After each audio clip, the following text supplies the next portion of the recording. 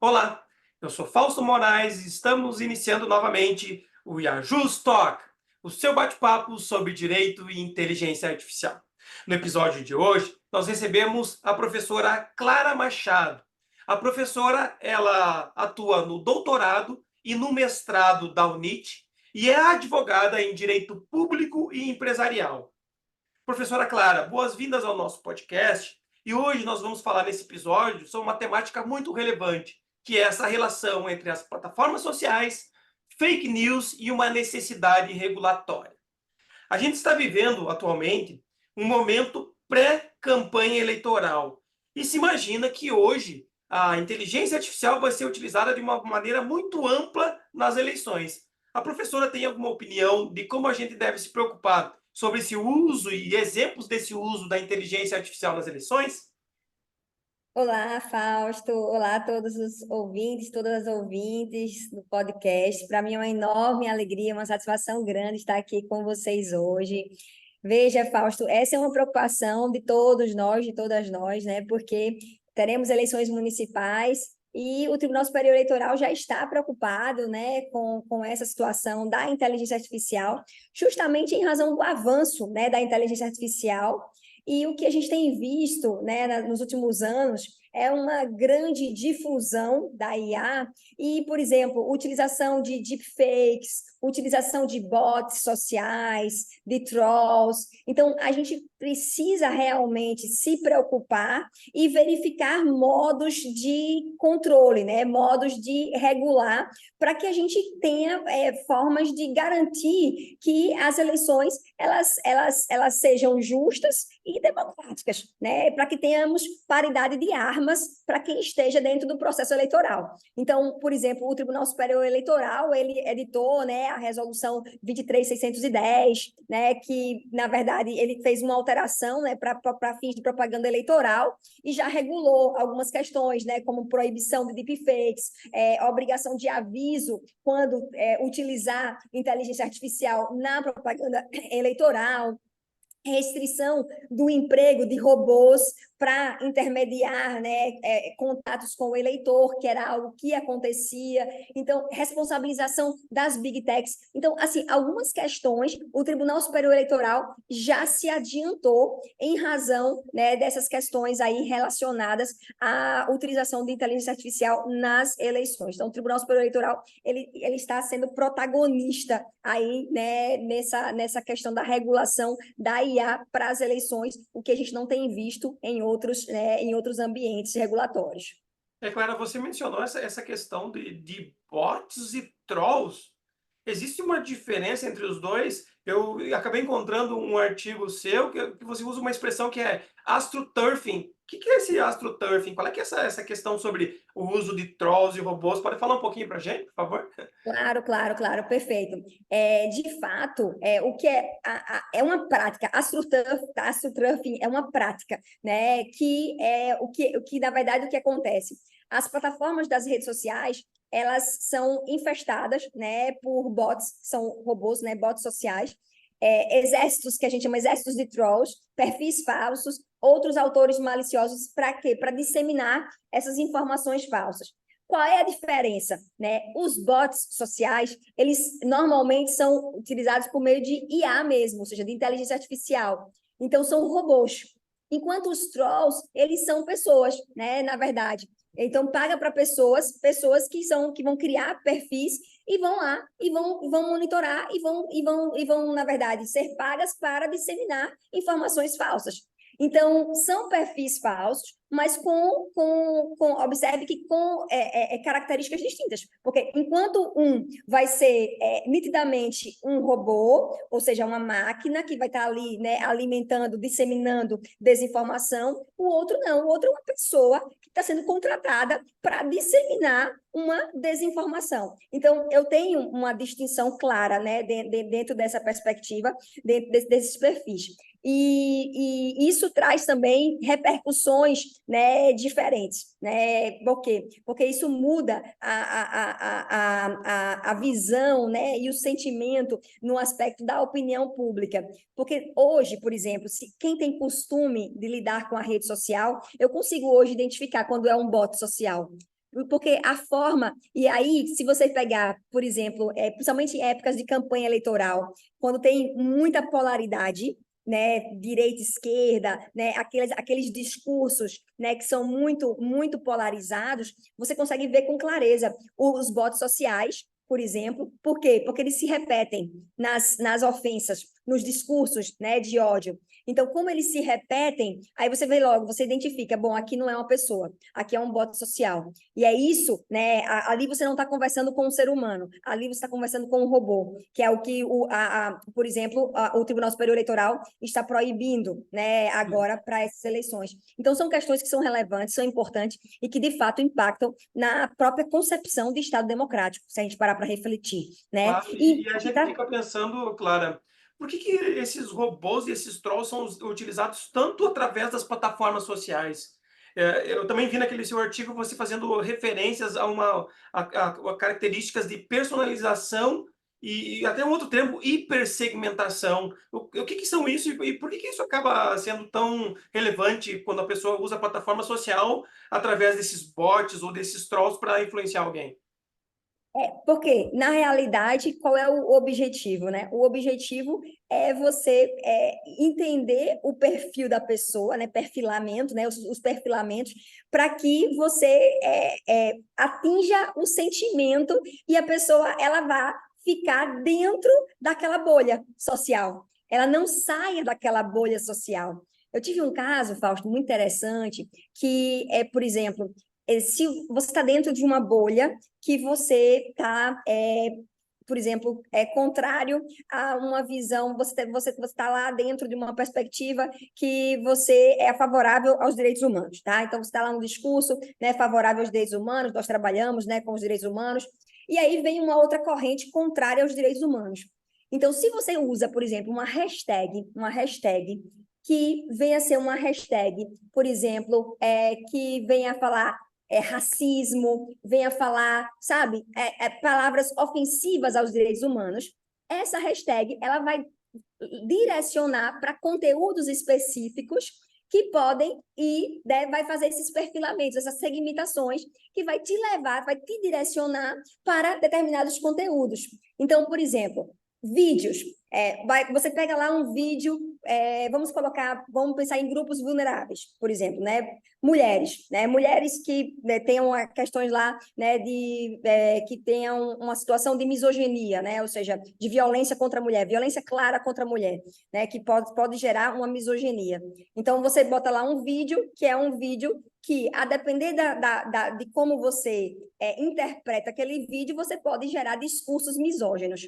Se você coloca lá uma hashtag contra o patriarcado, a depender da visão que você tenha, você pode olhar isso para o bem, você pode olhar isso para o mal.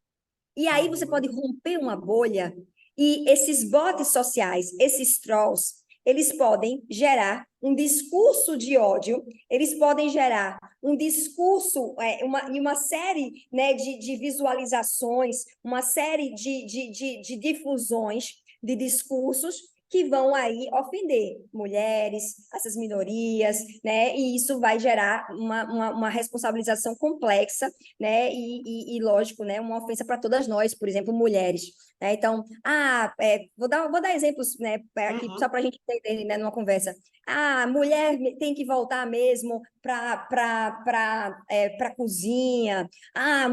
O lugar de mulher não é trabalhando, né? O lugar de mulher é dentro de casa.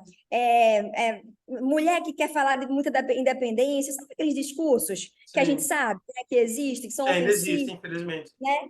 E que ainda persistem, né? Que ainda persistem. Que nada, né? Mulher tem que ser recatada do lar, né? Mulher, enfim, essas questões que são discursos que sempre existiram na sociedade, que são discursos conservadores, eles Então, eles são alimentados, e lembrem que a gente tem que lembrar, né, e todos nós, né, todas as pessoas que estão nos ouvindo, que as inteligências, elas não são inteligências, né? Você fala muito bem sobre isso, né? A gente alimenta, né, essas tecnologias. Então, somos nós, seres humanos, que alimentamos, né, essas inteligências artificiais, e a partir da forma como nós alimentamos, é que elas vão lá, né, reproduzindo, e esses bots, eles funcionam muito dessa forma, né? Então, é um pouco disso, só para você entender. E essa segmentação, essa hipersegmentação, ela vai acontecer dessa forma, né? A depender do seu sentimento, você vai sendo direcionado. E a capacidade, talvez, dos robôs atingirem um público bem específico em virtude de todas essas opções ideológicas, valorativas e sociais que as pessoas têm. Isso é interessante entender essa ideia de personalização. Também a gente chama isso de micro-targeting, é a capacidade de fazer um perfil da pessoa e mandar aquela mensagem com uma forma de ressonância das suas ideias e aí, digamos assim, fortalecimento das necessidades daquelas pessoas. Quando a gente fala, mudando um pouquinho do nosso assunto, o tópico, quando a gente fala sobre eleições, inteligência artificial, plataformas, junto a isso, sempre nós precisamos tratar de fake news. E aí vem diversas discussões, por exemplo, será que as plataformas sociais elas têm a capacidade de dizer aquilo que é fake news ou que não é? Será que o Estado deve regulamentar o que é fake news? Vamos pensar assim, o que é mentira e o que é verdade? Ou teria algum outro tipo de regulamentação mais procedimental? Nas suas pesquisas aí, discussões, é claro, o que você vem pensando e desenvolvendo sobre isso? Fausto, eu trabalho com essa questão de desinformação, de fake news, desde 2019, foi o meu primeiro projeto aqui, né, na universidade. Então, assim, tem muitos anos. E eu vim acompanhando, né, todo o projeto de lei que recentemente, né, foi até arquivado e a gente espera que ele volte, né, a ser discutido, né. Veja, a gente precisa, sem dúvida, de uma regulação, né? O que a gente precisa de uma regulação, isso é fato. Mas, antes de tratar da regulação, pensar na desinformação, né? Porque as fake news, né? Que ganhou muito essa expressão por causa de Trump, né? Nas eleições de Trump, né? E ele que difundiu essa expressão, né? Fake news. Mas fake news sempre existiu, né? Porque mentira, né? Fake news sempre existiu. A verdade é essa, né?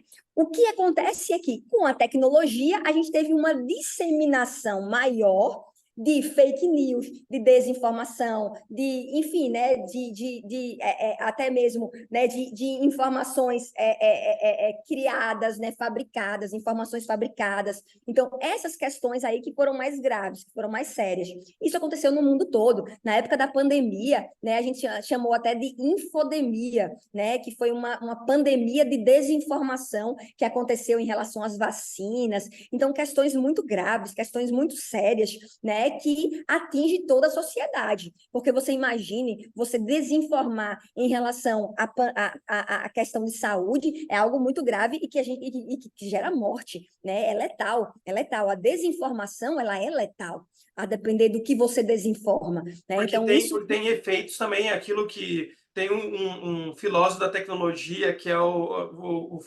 Floridi, que vai dizer, bom, hoje a gente não consegue distinguir essa dimensão, qual que é a dimensão virtual e qual que é a dimensão virtual digital e a dimensão real. Porque tudo aquilo que é feito no ambiente digital tem impacto também na nossa vida de carne e osso, aquilo que o Floridi chama de on-life. É bem pontuado. Florida é maravilhoso, né? É filósofo da informação, né? Ele é maravilhoso. E o Churran também, quando ele escreve Infocracia, ele vai trazer essa para a gente, né? Essa visão muito clara, né? Do impacto da desinformação na democracia, né? Na democracia. Isso acontece. Então, o que o Estado pode fazer? Isso é a tua pergunta, né? Eu olho muito para a Constituição, nós, né, olhamos, né, que no fundo, né, somos constitucionalistas, né, que é a nossa base, né, que é a nossa base. Então, se a gente olha para a Constituição e a gente olha, né, o que é a informação, o dever de informar, o direito à informação.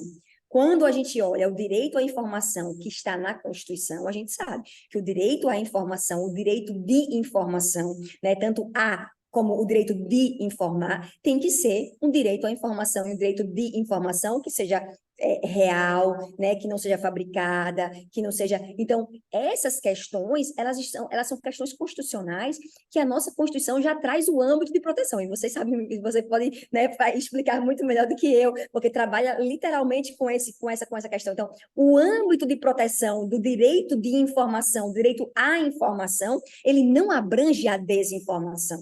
E se a gente for olhar o direito de informação e a liberdade de expressão, que é o grande discurso, né, que o Estado estaria restringindo a liberdade de expressão, né, se houver aí uma regulação, aí a gente vai ter que fazer justamente, vai ter que analisar aí, e aí até indico a leitura do teu texto, né, do teu livro, que fala de proporcionalidade, né, que é justamente a gente analisar, veja, a liberdade de expressão, ela pode ser restringida, ela não é absoluta. Então, no momento em que a minha liberdade de expressão, ela está sendo utilizada para um discurso de ódio, no momento em que a minha liberdade de expressão, ela está desinformando, eu não sou livre, né? Eu não posso dizer que eu tenho liberdade de expressão para um hate speech, para um discurso de ódio. E outra, bot social tem liberdade de expressão?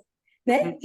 Não tem liberdade de expressão. Então, a gente precisa ter muita cautela, porque existem discursos inflamados, né, Fausto? Discursos inflamados e discursos desconectados, que eu acho que, no fim das contas, se a gente recorre à nossa Constituição, a gente consegue dar uma resposta adequada.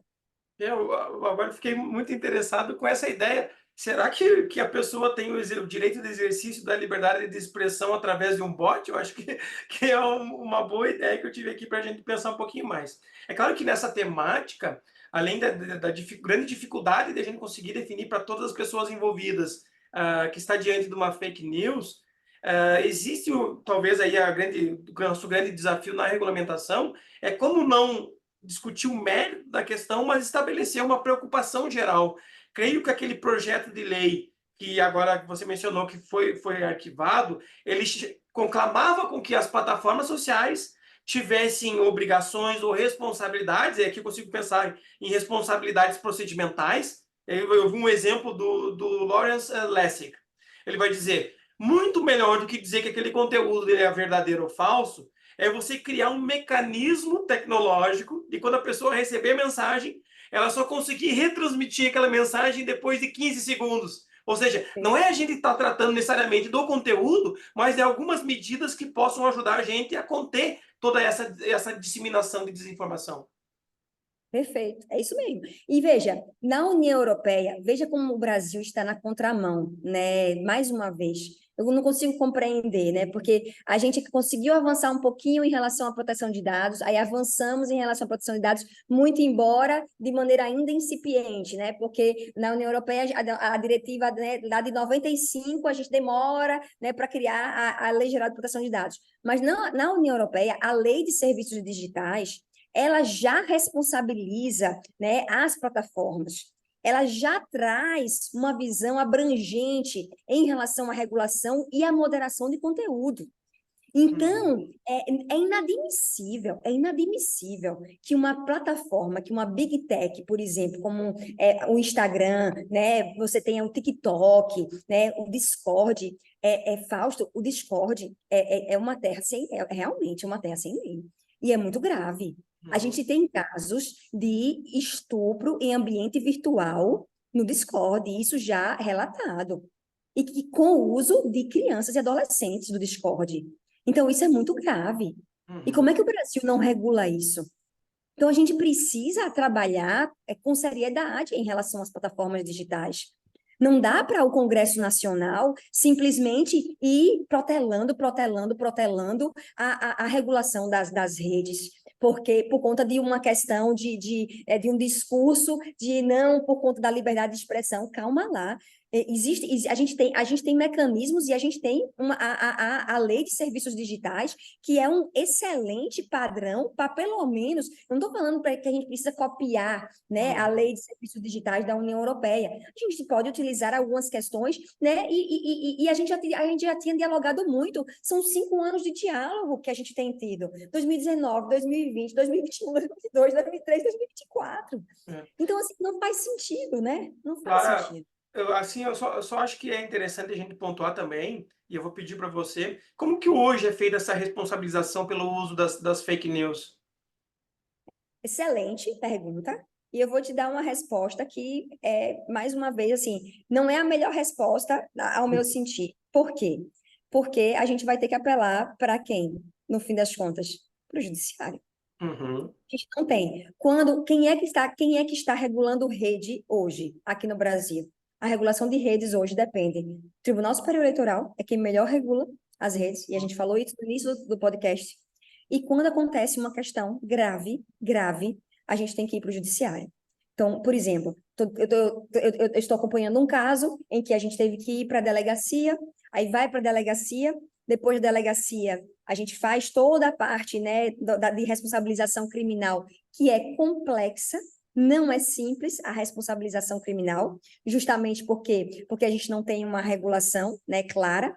E aí a gente tem que pensar como é que fica a questão da responsabilização, né, de fato. Porque, por exemplo, vou lá, eu descontextualizo, por exemplo, um vídeo, e aí descontextualizei um vídeo, coloco lá na minha plataforma, só que eu tenho, imagine, eu sou uma pessoa influente, eu tenho 150 mil, 200 mil, 300 mil seguidores. Eu sou influente, eu tenho já um perfil próprio e eu sei as minhas posições ideológicas, políticas, uhum, e aí a minha segmentação, ela é específica, né? Então, quando eu claro. jogo meu vídeo lá, o meu algoritmo já vai direcionar, porque eu já tenho uma linha, né, do que eu quero direcionar. Eu pego o vídeo, descontextualizo sem autorização de onde eu peguei o vídeo e coloco lá apenas isso, uma palhaçada. Olha a minha manifestação. Eu apenas coloquei lá uma palhaçada nesse vídeo. Depois disso, eu começo a ter 15 mil mensagens de discurso de ódio. Só fiz isso, só coloquei uma palhaçada. Ou seja, estou incitando, em razão da minha segmentação, em razão do meu perfilamento, discurso de ódio só porque eu coloquei uma palhaçada. Mas está entendendo o que está por trás Sim. disso? E aí vem uma série de discursos de ódio desse vídeo. Esse vídeo sai de uma dimensão de 200 visualizações inicialmente para 3 milhões de visualizações. É algo que a gente não tem noção. Ou seja, o vídeo, por ter sido descontextualizado, ele fura uma bolha. Ele fura uma bolha. Furou essa E, bolha tam, da e segmentação. também pode, dependendo do tipo de carreira, seja ela uma carreira profissional, digamos assim, comercial, ou uma carreira política, isso Exatamente. fulmina qualquer capacidade de, sei lá, de influenciar para consumo, ou até mesmo Você os seus entendeu. eleitores. Você entendeu exatamente onde eu quero chegar. Então, assim, é gravíssimo, Fausto, é gravíssimo. Então, por mais que eu vá para o judiciário, por mais que eu vá para uma responsabilização criminal, por mais que eu vá para uma responsabilização civil, não tem direito ao esquecimento, não tem nada que resolva. Então, é muito grave. Eu preciso da E responsabilização. assim, ó, o que será que a gente pode fazer, na sua opinião? Qual que seria a principal necessidade de regulamentação? Qual que seria o instrumento, melhor dizendo? O que a gente precisaria criar nessa legislação para contornar esses problemas? Não todas as ideias, mas alguma ideia que a gente possa pensar em como fazer uma responsabilização melhor ou impedir esses problemas. Então, eu acredito muito tanto na regulação estatal como a própria autorregulação. Eu acho que tem que ter as duas coisas, né? Ou seja, eu entendo que a moderação de conteúdo ela é necessária, só que não pode ser.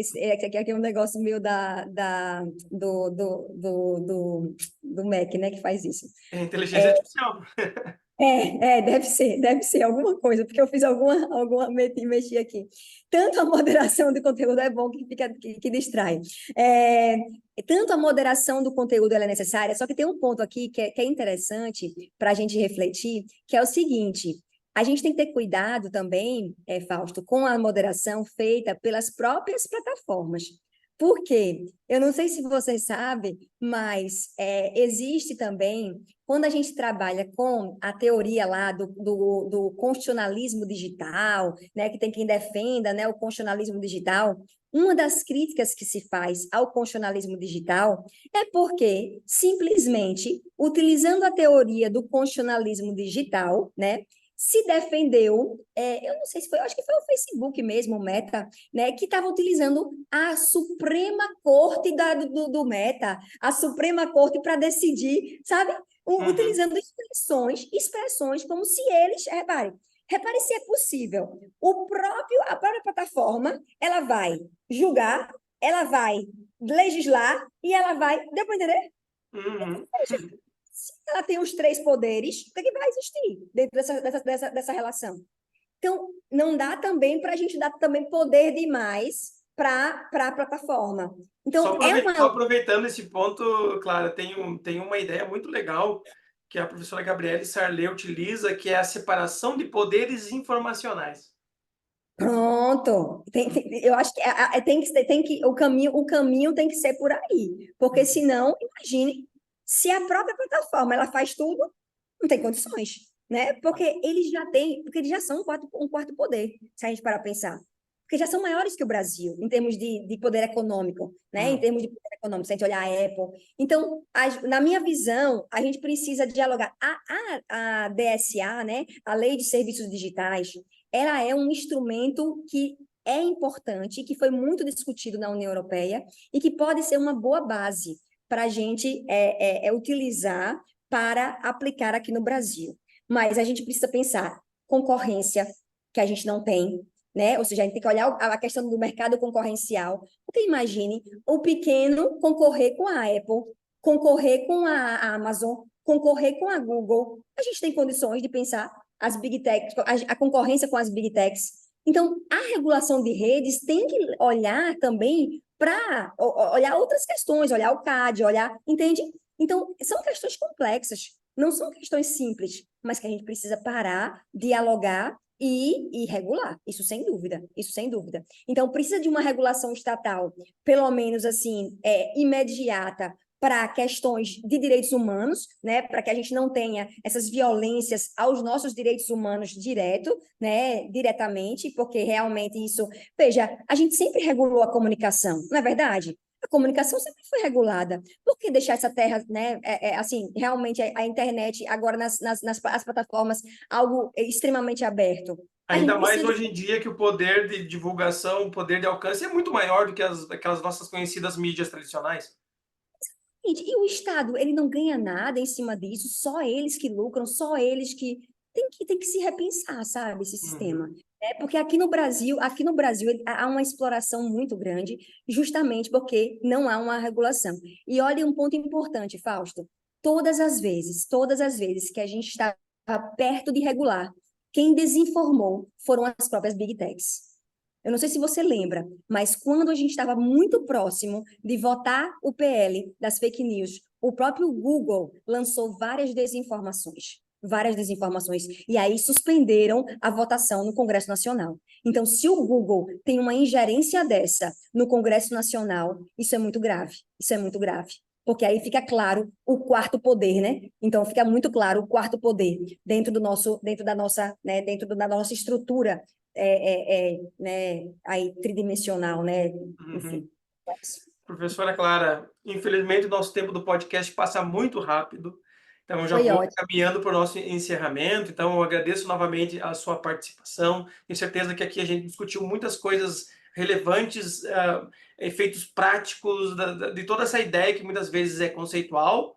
E aí eu quero só agradecer novamente a sua participação e dizer para quem está nos acompanhando que possa acompanhar e procurar as redes do Iajust Talk, tanto no Spotify quanto no YouTube, nós vamos ter também outros episódios relacionados a diversas temáticas da inteligência artificial, entre eles outros também sobre eleições, que de alguma maneira ele consegue integrar com essa nossa discussão.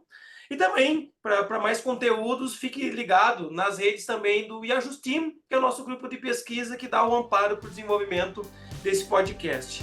Ficamos por aqui e aguardo vocês no próximo episódio. Até mais!